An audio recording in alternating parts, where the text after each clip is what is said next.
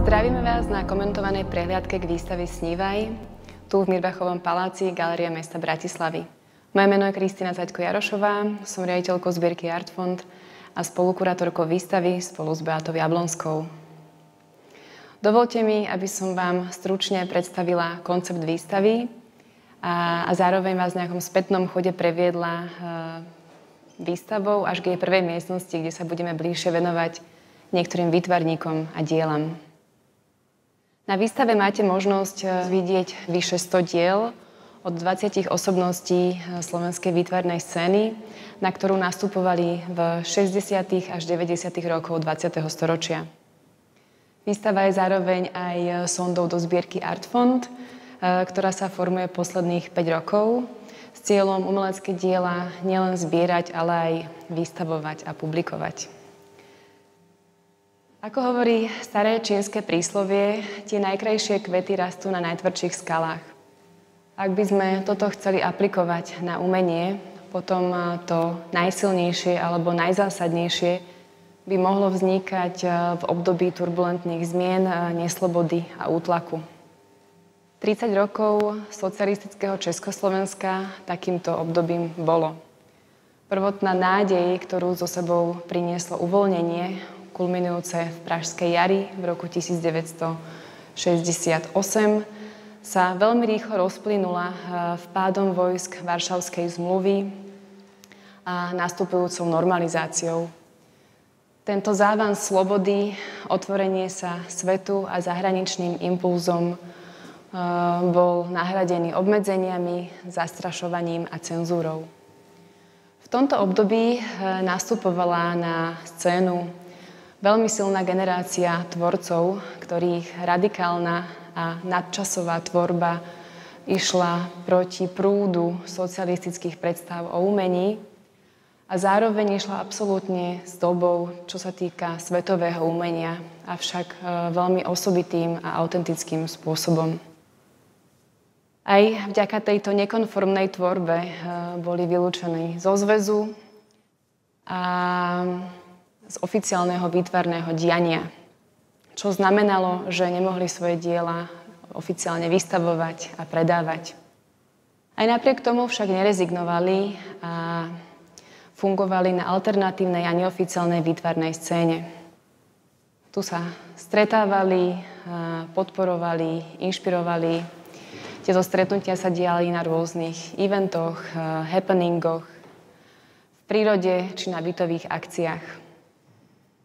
Vytvorili si vlastný rámec sveta, akýsi vnútorný exil, kde nachádzali živnú pôdu na snívanie, rozjímanie a na tvorbu.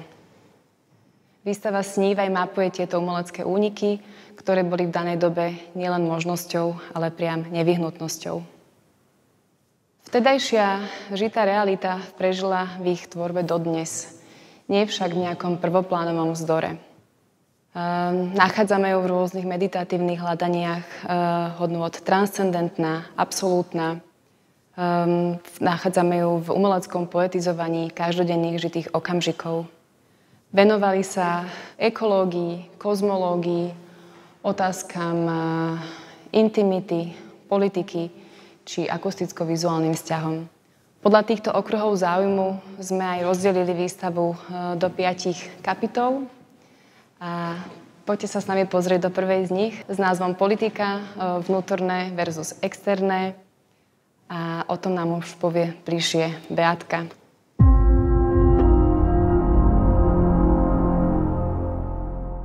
Umenie potrebuje svoje kulisy.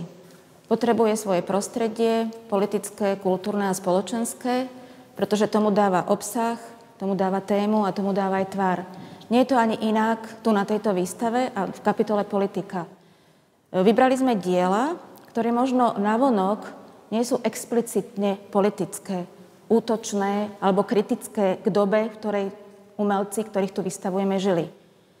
Treba povedať, že títo umelci prichádzali na výtvarnú scénu v 60., koncom 60. a začiatkom 70.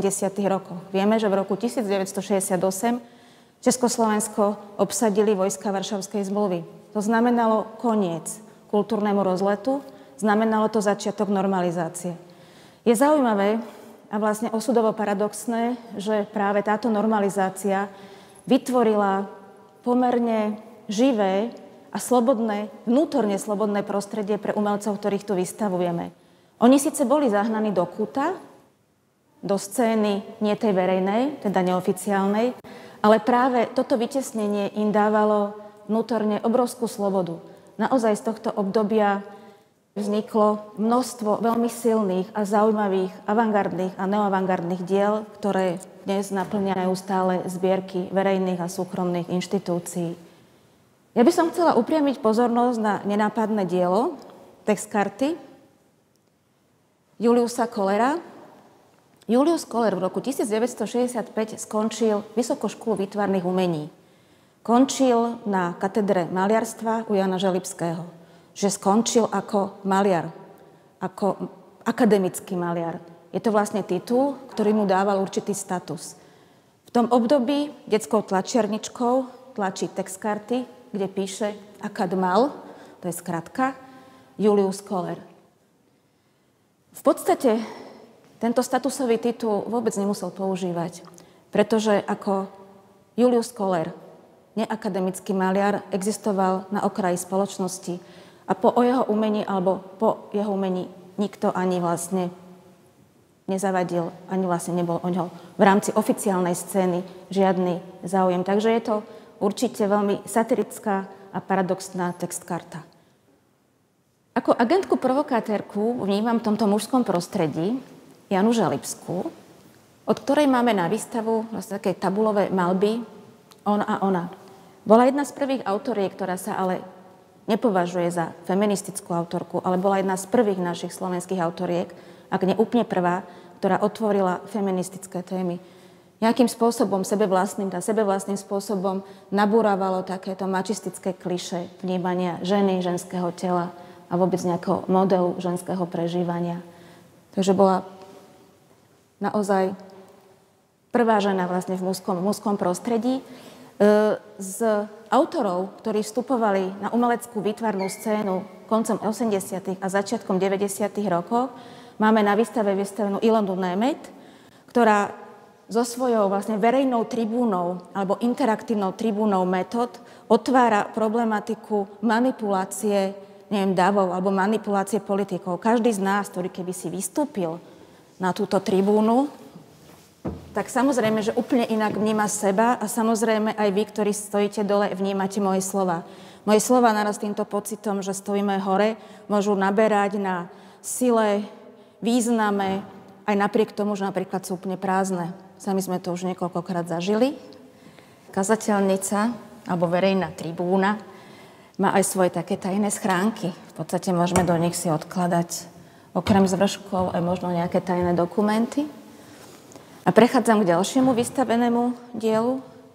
Je to vlastne také súkromné klačadlo, kde Ilona otvára problematiku konzumerizmu a vlastne konzumného vnímaniu niečo takého, ako je náboženstvo a viera, čo v podstate tiež dnes na najvyš aktuálnou témou.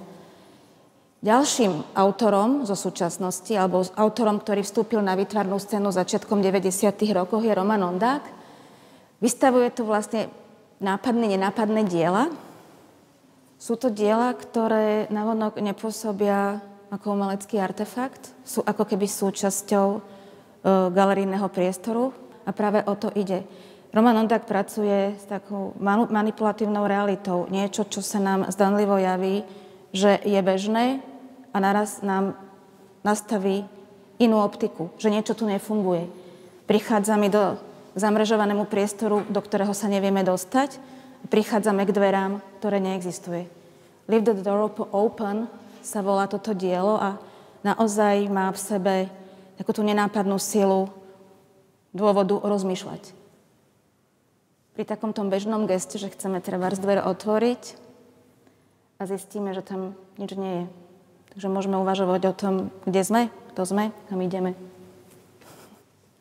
Teraz nechám priestor pre Kristínu, ktorá otvorí problematiku diela Jozefa Jankoviča, ktorá je veľmi symptomatické možno pre celú túto zbierku, pretože v jeho príbehu je vlastne skrytá veľakrát aj pointa mnohých diel z tohto obdobia. Rada by som bližšie predstavila diela Jozefa Jankoviča, ktorý je vedúcou osobnosťou slovenského sochárstva po druhej svetovej vojne. Pre jeho tvorbu je typická taký brutálny figurálny štýl, kde ľudské telo sa stáva akousi metaforou alebo akýmsi miestom pôsobenia, na ktorom sa či už vonkajšími alebo vnútornými vplyvmi odohráva dráma ľudského osudu. Práve preto tu vidíme ľudské telo alebo končatiny rôznym spôsobom deformované, deštruované, preklápané, nachádza sa v rôznych pavúčinách alebo iných ohraničených priestoroch. Práve toto dielo je dielo so silným príbehom, ktorý krásne ukazuje nielen príbeh pána Jankoviča, ale aj vlastne jeho generácie akýchsi zakázaných autorov. Prvotne zažilo medzinárodný úspech v roku 1965, kedy bolo vystavené v prestížnej talianskej galérii Numero. A neskôr sa kvôli záplavám na niekoľko desaťročí zmizlo, považovalo sa za zničené a objavilo sa až v roku 2014, kedy som ho mala možnosť ako prvé dielo zakúpiť do zbierky Artfond. Podobný osud postihol aj pána Jankoviča, ktorý mal naštartovanú medzinárodnú kariéru, ktorá vyvrcholila jeho účasťou na Bienále v roku 1972. A následná normalizácia vlastne ho odrezala od tohto medzinárodného úspechu, od diváka. Prežil rôzne ako keby krivdy, kedy jeho monumentálne súsošie bolo odstránené z pamätníka SMP v Banskej Bystrici, ako aj mnohé iné ďalšie diela vo verejnom priestore boli zničené aj po socializme. Ako by však povedal sám umelec, kto sa bojí sklamania, nemá robiť umenie. Takže toto dielo krásne ukazuje ten nástup, medzinárodný úspech, takéto utlmenie normalizáciou a potom opätovné uzretie svetla a toho úspechu, ktoré sa nakoniec podarilo alebo vrátilo aj pánovi Jankovičovi v roku 2015, kedy bol vybraný na výstavu The World Goes Pop, ktorá bola v londýnskej Tate Modern, a týmto bol zaradený medzi svetových predstaviteľov tohto smeru. Ďalším takým kľúčovým dielom na tejto výstave je dielo Ruda Sikoru s názvom Múr. Je to opäť dielo, ktoré je svedectvom danej doby. 16. januára v roku 1969 sa upálil Jan Palach. V tomto období bol Rudo Sikora študentom posledného ročníka na VŠVU, robil diplomovú prácu a keď sa toto dozvedel, v akom si ošiali, bežal do svojho ateliéru na Tehelnej ulici a vytvoril tento obraz, ktorý je podsta Palachovi. Ošiali zlátal 2 sololity drevenou latou zozadu, aby mal požadovaný potrebný rozmer. Vytvoril tu tento reliefný kríž. A môžeme tu vidieť aj akési ruské nápisy, ktoré sa v danej dobe objavovali na múroch domov, na uliciach, ktoré ľudia zanechávali ruským vojakom a následne boli zatierané. Čo je zaujímavé, toto dielo nakoniec vystavil na svojej diplomovej práci a potom sa objavilo vlastne na verejnosti až po páde socializmu. Rudo Sikora patrí medzi kľúčové osobnosti slovenského a českého výtvarného sveta, samozrejme s obrovským medzinárodným presahom. Do jeho záujmov neodmysliteľne patrí kozmológia, ekológia a akýsi spoločenský aktivizmus. Jeho meno je spájané aj dnes už legendárnou výstavou Prvý otvorený ateliér, ktorý inicioval vo svojom dome na Tehelnej ulici a ktorej bol akousi prvou generačnou výstavou v týchto alternatívnych alebo neoficiálnych podmienkach fungovania. V ateliéru Ruda Sikora predznamenalo to všetko, čo sa vlastne potom neskôr dialo na tej neoficiálnej scéne. Neoficiálna scéna znamená to, že asi v priebehu tých 70. rokoch, ten, kto sa tomu venuje, tak vie, že sa dá napočítať okolo 70-80 aktivít mimo verejných oficiálnych priestorov. To znamená, že ľudia sa stretávali vo svojich ateliéroch, vo svojich súkromných domoch a bytov, v prírode, možno aj v mestskom uličnom priestore a snažili sa vytvoriť zdanie výtvarného, umeleckého a súdružného priateľského života. Vďaka tomu, že vzdorovali tomu tlaku, že sa nedá, dokázali, že sa dá, vlastne aj dnes môžeme stať tu na tejto výstave, pretože výsledkom sú vlastne možno, že 2/3 týchto diel.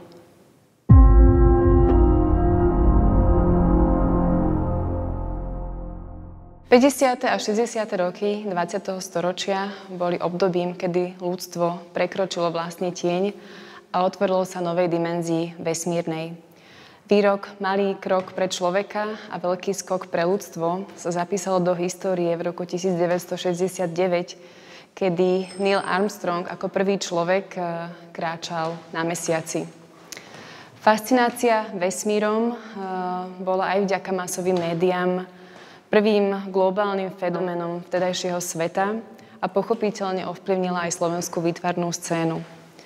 V umení sa objavujú motívy rakiet, kozmonautov, vesmírnej oblohy, ako napríklad v dielach Stana Filka, alebo vidíme nejakú snahu o univerzálnosť a technickosť v naleštených odrazoch kovov alebo v prísnej geometrii.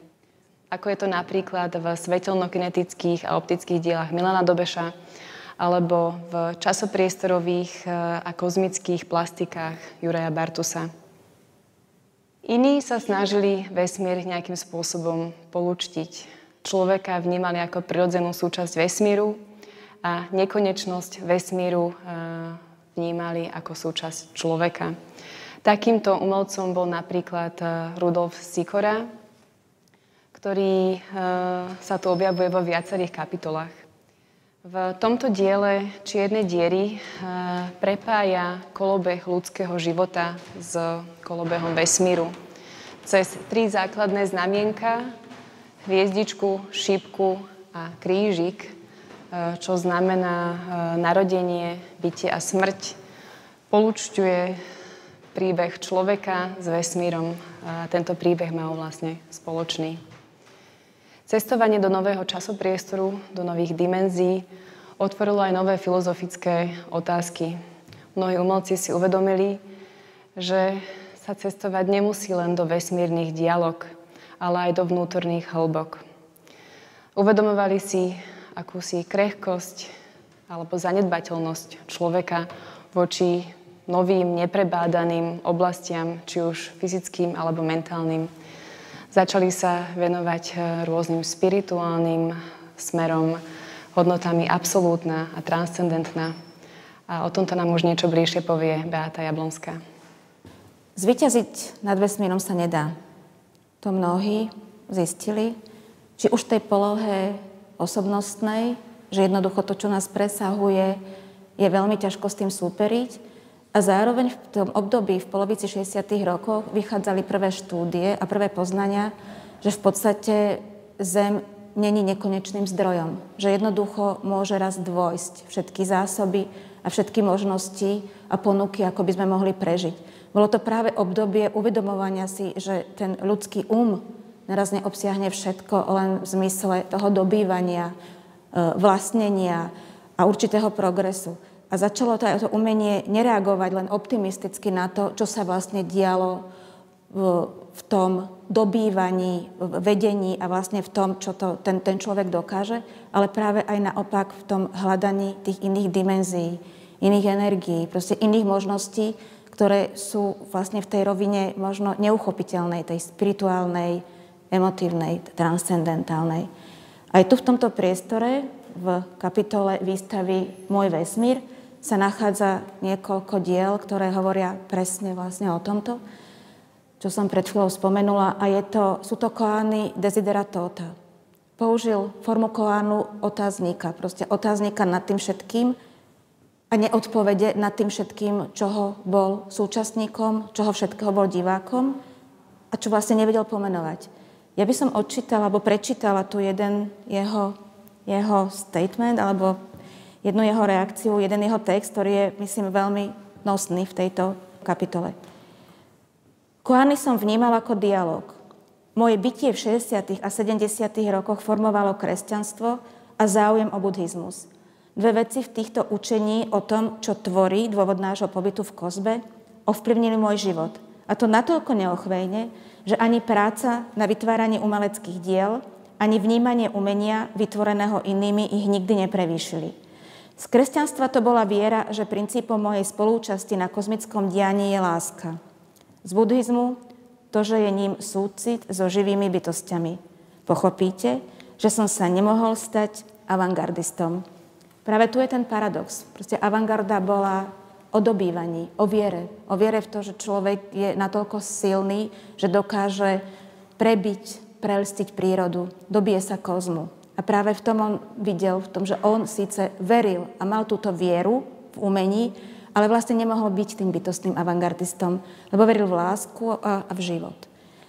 Druhé dielo, ktoré trocha spochybnilo, alebo značne spochybnilo tú avantgardnú vieru v možnosti všetkého, že dobiť aj všehomír, bol Biely priestor v bielom priestore. Vytvorili ho v roku 1973 až 4, lebo trvalo samozrejme určitý čas, kým ho vytvorili traja umelci, Stano Filko, Miloš Lakian, Zavarský. Je to dielo, ktoré je v podstate nevystaviteľné. Bolo možno vystaviteľné v čase svojho vzniku, ale není vystaviteľné už v čase súčasnom. Bolo to dielo, ktoré pozostávalo z obyčajnej valčekovej malby akrylom na plátna alebo na filce alebo na určité tubusy, ktoré boli rozostávané v určitých priestoroch. Ale tam je práve ten problém, že to dielo vlastne nikdy nebolo vystavené, pretože všetci títo traja umelci nemohli vystavovať a neboli im to umožnené.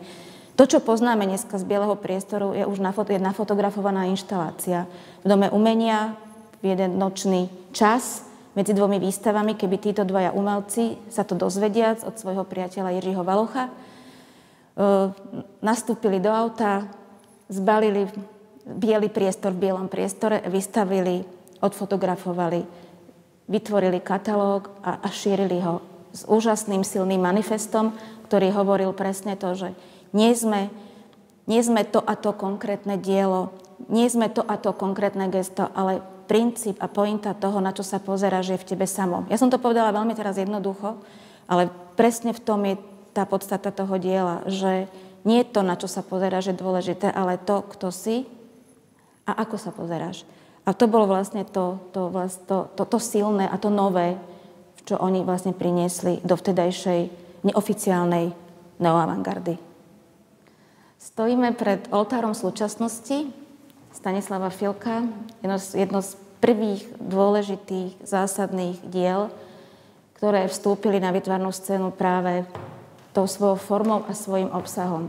Oltár súčasnosti. Je to vlastne oltár, preberá formu oltáru, zrkadla, drevo, pavučiny, siete a zároveň obrázky z dobových erotických časopisov. Čo je zaujímavé, tak vlastne tie priestory, ktoré sú akoby mali predstavovať treba aj gotické okno alebo tie panely v rámci gotického oltáru pripomínajú raketu, vesmírnu raketu. Už v tomto oltári odkazuje na to, čo sa neskôr stalo sochou novodobej civilizácie. Odkazu raketa, ktorá vlastne dobíja a prebíja sa vesmírom. A už niekde tu na začiatku 60. rokoch, keď pracoval možno s iným kontextom, možno viac náboženským, kritizujúcim, spoločenským, odkazuje niekam, kde sa objavil o pár rokov neskôr v Kozme.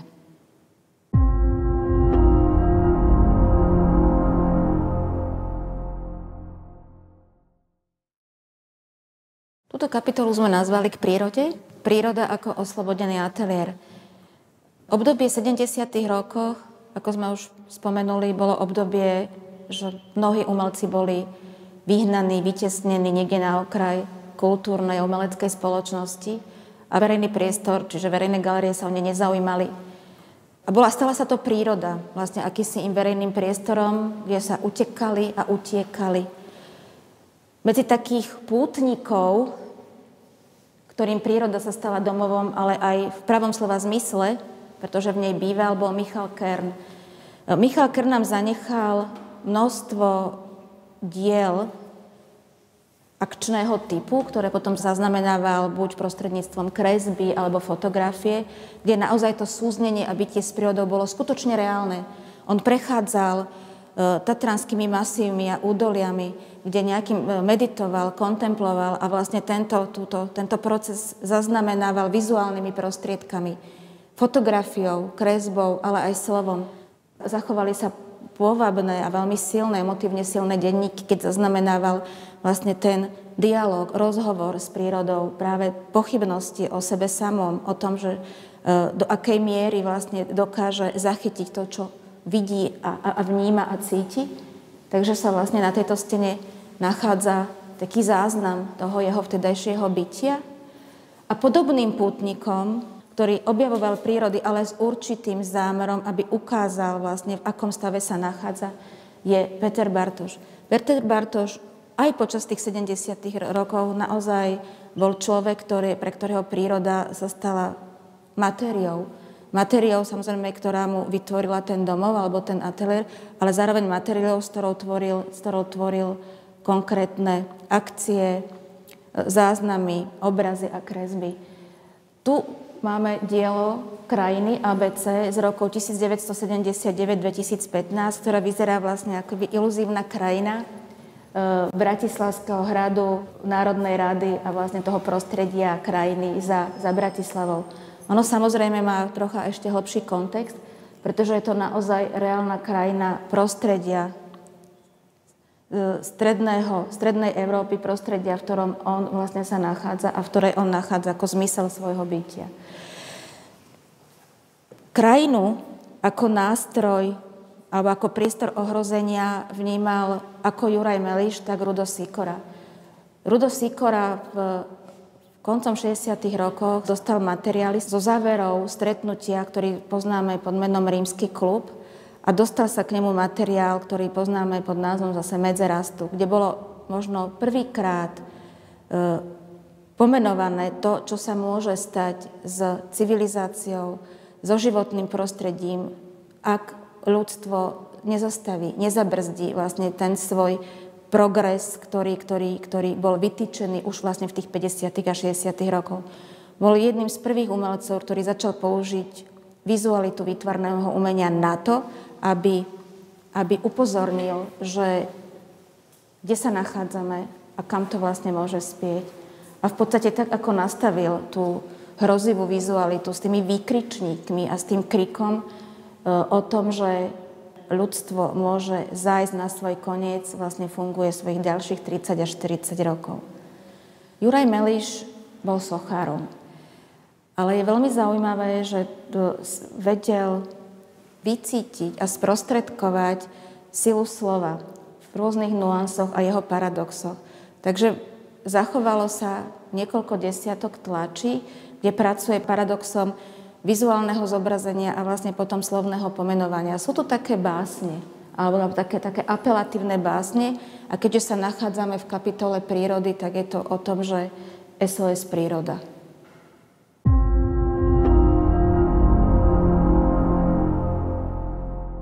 Kapitole Poézia každodennosti, báseň, obrazozvuk sa venujeme v najbližších 3 miestnostiach. Mnohí z týchto autorov sa snažili stierať hranice medzi životom a umením, prípadne medzi vysokým a nízkym umením.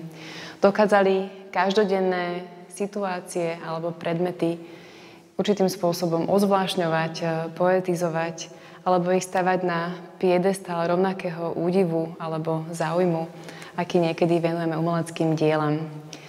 Jedným z takýchto ozvlášňovateľov reality je aj Otis Laubert, ktorý celoživotne zbiera a kategorizuje rôzne nepotrebné, vyhodené alebo nechcené predmety a dodáva im nový kontext, nový život a nový zmysel v týchto jemne humorno-ironických dielach. Napríklad, ako tu máme dielo Šetrný, vytvorené z jednocentoviek, a dielo Zbohatlík z bankoviek. Ďalším takým ozvlášňovateľom reality je napríklad aj Milan Adamčiak a toto úsmevné dielo ponášajúce sa na detské leporelo. Máme tu veľké leporelo pre Jeana Dubuffeta a pre Joan Miro. Čiže to je ako keby nejaká podsta týmto svetoznámym výtvarníkom.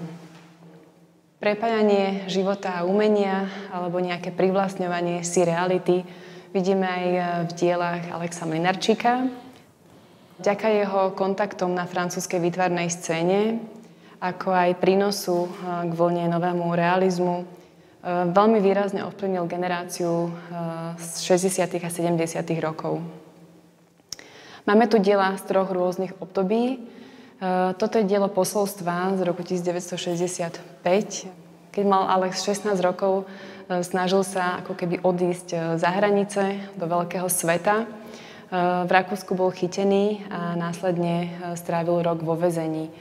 V tomto sterilnom, zamrežovanom priestore však našiel akýsi poklad a ním boli nechtami vyškrabané odkazy a posolstva minulých väzňov, ktorí tu nechávali rôzne odkazy o svojich láskach, počítali si dní, ktoré strávia ešte vo väzení. A tieto posolstvá ho inšpirovali aj v jeho následujúcej výtvarnej tvorbe. A neskôr napríklad zapájal návštevníkov do rôznych zásahov do jeho umeleckých diel. Tieto zásahy môžeme vidieť aj na týchto 2 dielách, kde sa ľudia rôznymi spôsobmi podpisovali, dokreslovali na ne rôzne obrázky a vstupovali do nich svojou vlastnou imagináciou a fantáziou. V tejto miestnosti sa nachádzajú prevažne diela od Milana Grigara a Milana Adamčiaka. Obidvaja sa svojím veľmi osobitým spôsobom venovali akusticko-vizuálnym vzťahom, čo v zjednodušení znamená, že sa snažili vytvárať diela, ktoré sú nejakým spôsobom reprodukovateľné zvukom, alebo zvuk vytvárajú.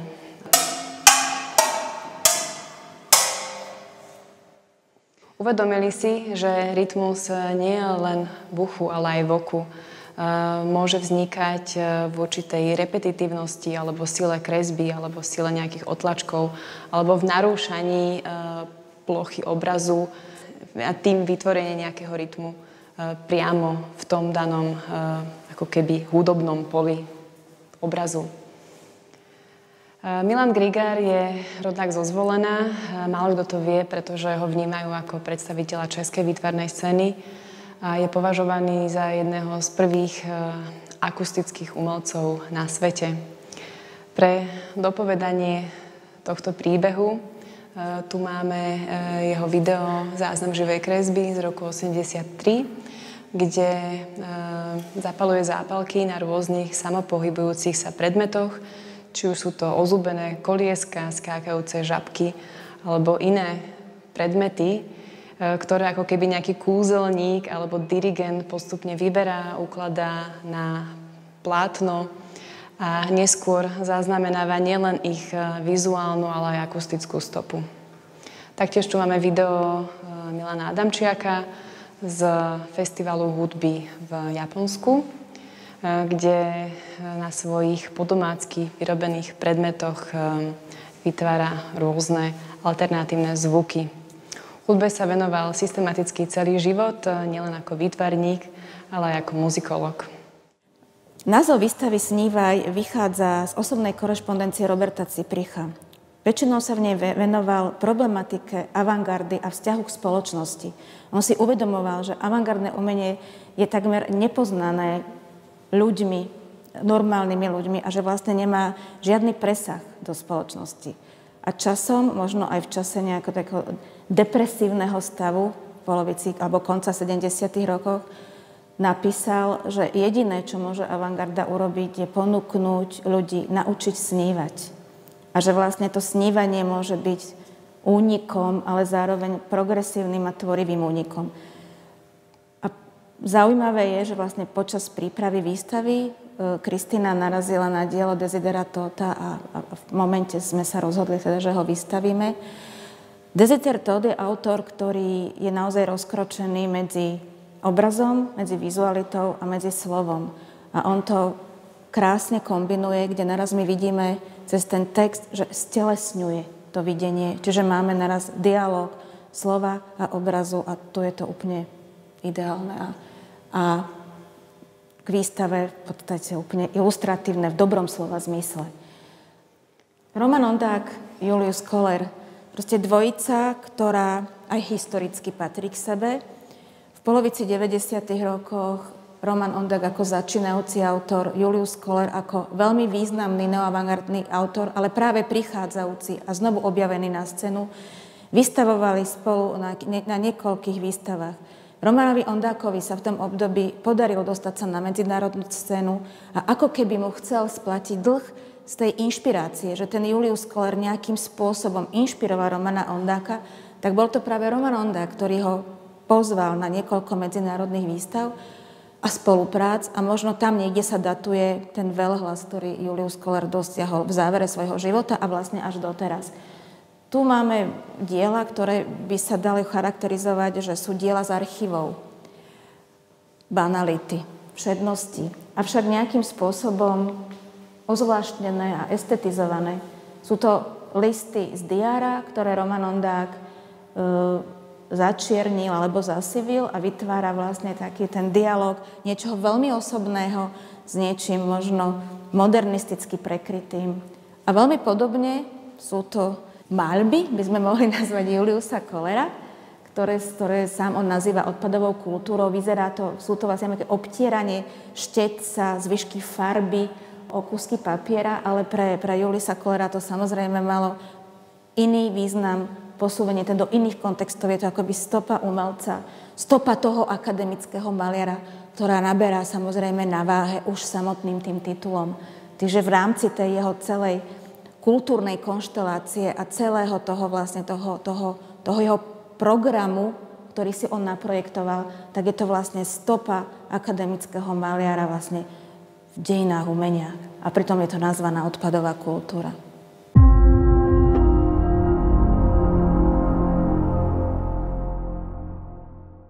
Posledná miestnosť a posledná kapitola, ktorú sme nazvali Skrytý v intimnom, v dotyku, v sebe a v tichu.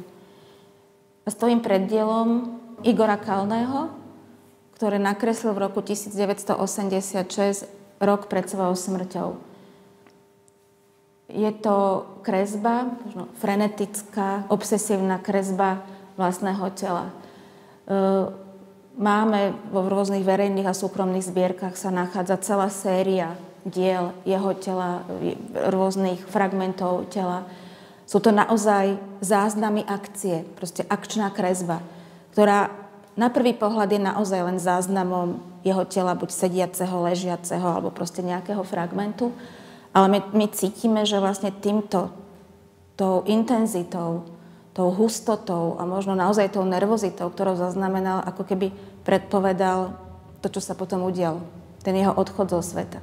To narastá komunikácia toho zhustenej čiernej linky, svojím spôsobom veľmi agresívnej voči tomu bielemu telesnému priestoru, ktorý je naraz prázdny, nám naraz vypovedá.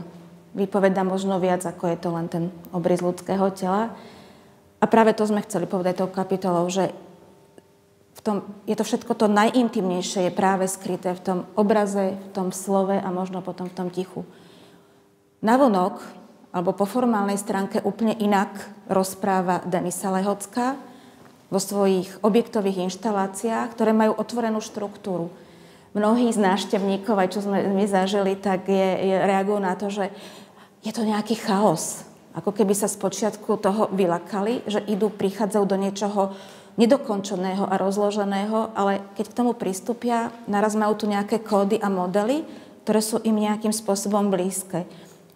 Tým, že ich poznajú zo svojho života, možno tvarou, možno mäkkosťou, záhybmi a zároveň potom určitými znakmi a zápismi, to dielo možno práve tou svojou nedokončenosťou otvára priestor do toho, aby sme do neho vstupovali. Nemyslím teraz len fyzicky a telesne, ale naraz mentálne. Proste sa s ním môžeme pohrávať, necháva nás.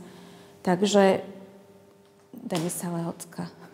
Paradoxne, tvorba Denisy Lehockej, aj keď je generačne mladšia, keďže Denisa patrí do strednej generácie, Je veľmi úzko alebo mentálne prepojená s dielami Márie Bartusovej.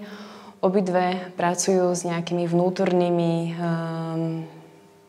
pocitmi, ktoré veľmi často dávajú do nejakých efemérnych, krehkých, sádrových foriem. Denisa svoje diela nazýva akýmisi priestorovými kolážami. Sú to jej denníkové záznamy, kde každodenne ako keby ukladá svoje pocity, emócie a zážitky do týchto procesuálnych diel. Mnohé z nich vznikajú, ako keby tieto sádrové diela vznikajú každodenným alebo opakovaním, namáčaním osobných vecí do sadry, kde vznikajú ako keby tieto vrstvy, alebo sú to tieto textilné plachty, kde postupne nabaluje tieto rôzne vrstvy a obsahy. Tvorba Denisy Lehockej veľmi pekne ukazuje ako keby to generačné prepojenie, to posolstvo, ktoré generácia 60. až 80. rokov zanechala pre generáciu, ktorá nastupovala na scénu v 90. rokoch. Je to ako keby je to rozmýšľanie o priestore, je to akási multimediálnosť, je to aj nejaké konceptuálne rozmýšľanie a naozaj presah alebo prekračovanie tých tradičných foriem tvorby umenia. Mária Bartusová takmer 30 ročia tvorila v akejsi izolácii v Košiciach, v obmedzeniach socialistického režimu, ako aj v nejakých obmedzeniach osobného, rodinného života. Aj napriek tomu stihla vytvoriť počas svojho života okolo 500 diel, a to naozaj od tých matových, malých, organických foriem a reliefov cez rôzne efemérne diela v prírode až po väčšie diela vo verejnom priestore a v architektúre, čomu sa mi mimochodom venovali viacerí z výtvarníkov na tejto výstave aj počas socializmu. Mária Bartusová mala mať tento rok výstavu v Tate Modern, ktorá ju vybrala a zaradila medzi popredné sochárky 20. storočia. Táto výstava sa kvôli korone odložila na neurčito, avšak všetci sa na ňu veľmi tešíme. Tvorba Márie Bartusovej je akýmsi pokladom, ktorý muselo čakať na svoje objavenie a na medzinárodný úspech niekoľko desaťročí. To je napokon príbeh aj viacerých iných výtvarníkov a výtvarníčok na tejto výstave. Dôležité však je, že toto objavovanie sa deje, že zahraničné inštitúcie sa stále častejšie vracajú na Slovensko alebo do toho obdobia Československa, do obdobia 60. až 80. rokov a naozaj objavujú tieto naše klenoty neoavantgardy a zaraďujú ich do medzinárodných dejín výtvarného umenia. Ak vás táto výstava a posolstva týchto diel zaujali, príďte sa pozrieť na výstavu, ak to bude možné, do 29. novembra. Poprípade si môžete zakúpiť knihu, katalóg k zbierke, ako aj k výstave. Ďakujeme.